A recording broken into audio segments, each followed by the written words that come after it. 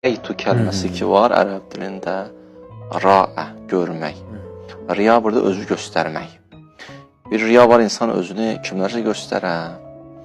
Bir də var ki, insan özünə elə yaradanına, xaliqə göstərə. Və də insan belə bir istəyi var, axı onu görsünlər, tanısınlar. İndi hara sərf edir?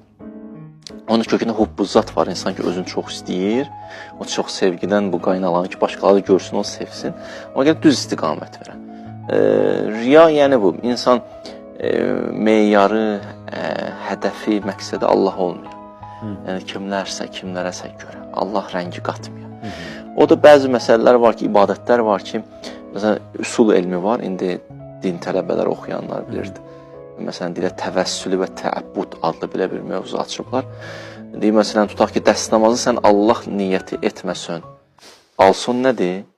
Dəst namaz batildir. Bu təəbbudu idi. Bir də var təvəssülü. Məsələn, insanın paltarı napakdır, bunu yumaq üçün lazımdır ki, paklaşsın. İndi bir qadın bunu qəşəng yuyur ki, həyat yoluşun üçün əhsən.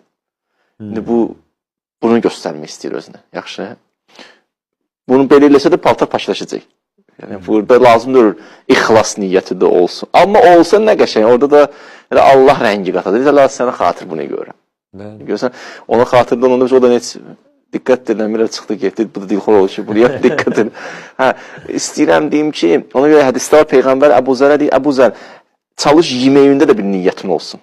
Yatanda da bir niyyət elə. Nə Allah sənə xatır, yatıram ki, durum neyim? Sonra qalxım ağa, ailə rəhli üçün, ailəm üçün çörək qazanım, gətirim, yedirdim balamı. Heç kəsə möhtac olmasınlar. Ya durum sübh namazına, ya durum işimə, durum elm oxuyayım, buna görə yatıram. Bir niyyət elə. Çalışın niyyətsiz keçirmiyor. Həyifdir o əməllər ki, niyyətsiz keçir. Həsrət olar qiyamət günü.